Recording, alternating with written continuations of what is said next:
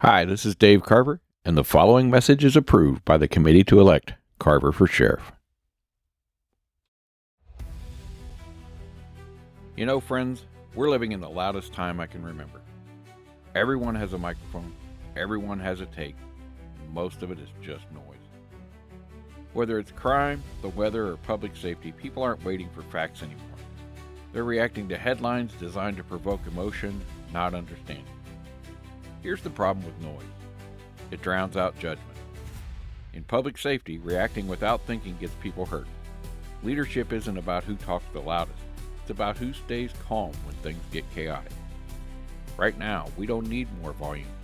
We need discernment. As you're deciding who should lead, ask yourself who brings clarity when things get really loud.